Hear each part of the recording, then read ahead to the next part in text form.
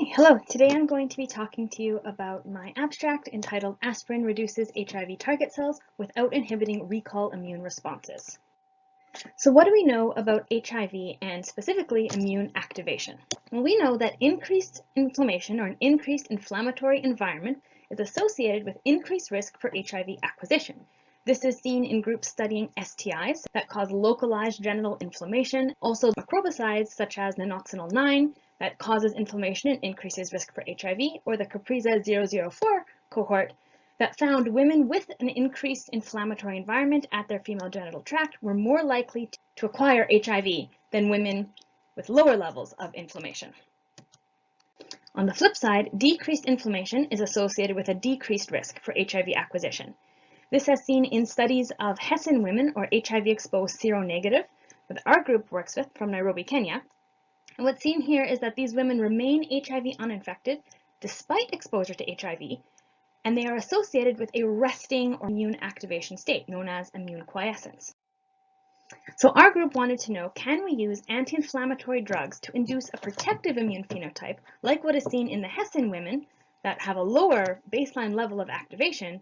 This study was designed with a community in Nairobi, Kenya. There were many meetings between the research team and the community prior to the study being funded and the study actually occurring.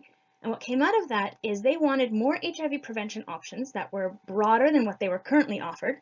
They wanted some type of drug that had no stigma associated with its usage, was already approved, had a safe record, was accessible, affordable, acceptable to the community, and shown to decrease inflammation. So the drug that fit all of these different characteristics was acetylsalicylic acid, also known as ASA or brand name aspirin. This is a non-steroidal anti-inflammatory drug, or NSAID, that can be used as needed to treat things like headache, fever, and pain, or daily for prevention of inflammatory disorders, and it's often used at low dose of 81 milligrams per day, which is what is used in our study. The principle behind this is if we have a resting quiescent cell, that HIV is less likely to infect, and with inflammation we get a more active cell that HIV prefers to infect and is more likely to infect, can we use aspirin to take this active cell and bring it back to become a quiescent cell that HIV has a harder time infecting? So the community that we were working with are participants from the Pumwani and Babadoko communities in Nairobi, Kenya. And then here is just characteristics of the participants. Each participant was their own control, so we have samples from prior to aspirin and last day of aspirin. 162 women were pre-screened, 104 were enrolled, 38 were assigned to aspirin because at the time we were looking at two different drugs, so we will be talking about the 38 assigned to aspirin today. In the initial study, what was found is aspirin decreased the proportion of CCR5 positive, CD4 positive, or the HIV target cells, so there's fewer of them in the female genital tract after aspirin than prior to aspirin, and it also decreased the proportion of Th17 cells at the female genital tract, specifically CCR5 expressing Th17 cells that HIV likes to target.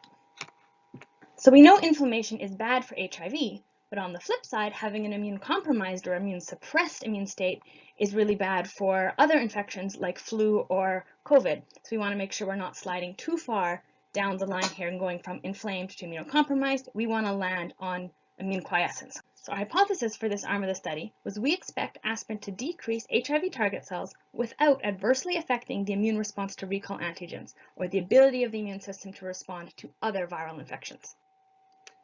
So the methods for this study included a screening visit for eligibility criteria, visit 1 where baseline characteristics and first-time samples were taken, and then week 6 or visit 3 is the last day of aspirin treatment. So I will be talking today about visit 1 prior to aspirin and visit 3 last day of aspirin treatment, so 6 weeks total of aspirin. Methods included getting blood from participants and isolating the white blood cells, the cells of the immune system, and then stimulating them with 4 different conditions, unstimulated as our background control, CD328 beads as a positive control, and then 2 different peptide pools for recall antigens. One is a gold standard peptide pool known as CEF, and then an HPV peptide pool that was designed in-house by our lab. Cells were stimulated for either 12 hours, and then cytokine production was assessed, or 7 days, and then proliferation ability was assessed. And this was assessed using flow cytometry. We did this by gating on living T cells, and then dividing them into CD4 and CD8 T cells, and then characterizing them based on their memory phenotypes. A naive cell is an uneducated cell that has never seen these recall antigens before, and then central memory and effector memory cells are memory cells that have seen the recall antigen before. And we want to compare visit 1 and after aspirin visit 3, is this strength of response equal within our memory cell population? For our 12-hour assay, we had 2 different activation markers, CD69 and CD95, and then 3 different types of cytokines, IL-2, interferon gamma, and TNF-alpha. For our proliferation assay, we had 3 different activation markers, CD69, CD95, and HLA-DR, and then we assessed proliferation using a dye. Flow cytometry can then generate 2 different types of data, either %, which tells you total number of cells positive for your marker, or MFI, which tells you the fluorescence intensity.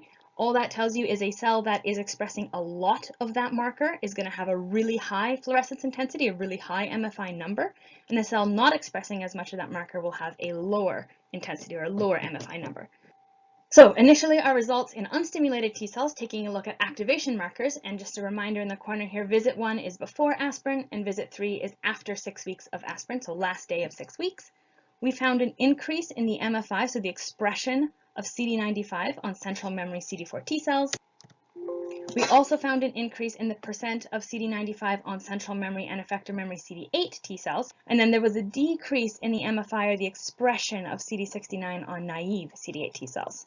Before we get into the different types of cytokines that are produced, one thing to note is, well, there was a decrease in the number of effector memory CD4 and CD8 T cells, and an increase in the number of naive CD4 and CD8 T cells after aspirin, so on visit 3, and that reminder will stay up in the top of the slide here going forward into the cytokines.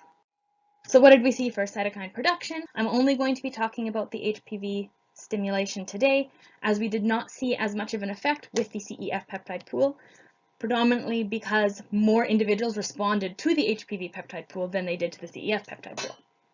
So what we found for CD4 T cells was an increase in the percent of interferon gamma producing cells in our central memory and effector memory CD4 T cells after aspirin.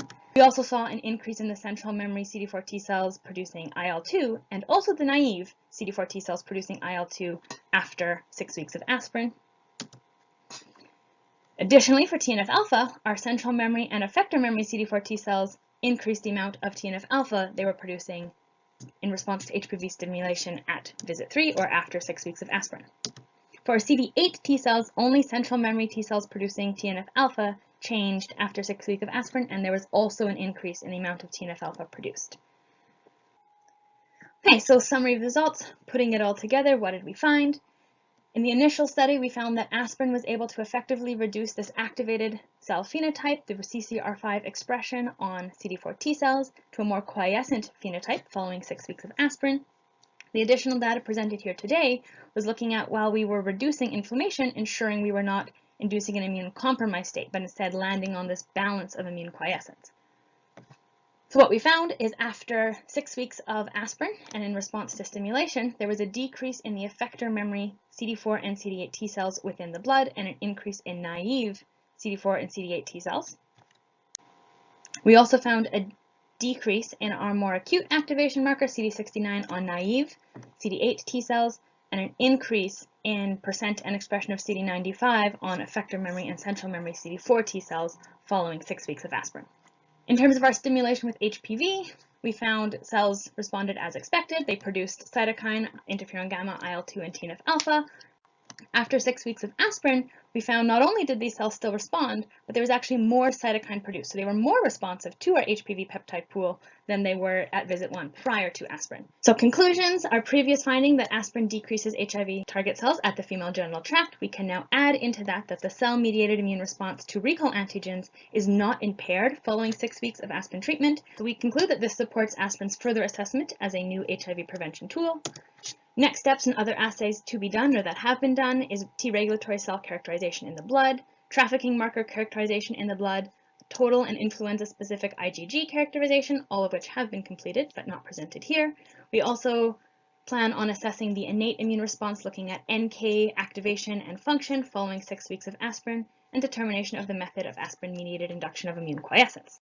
Finally, a thank you to my team here in Winnipeg, team in Nairobi that were really important in actually acquiring the samples and sending them to us, and of course our participants from the Pumwani and Baba Doko clinics, who were not only important in being participants in the study, but in actually conceptualizing the idea and choosing the drugs to go forward with. And of course, funding agencies.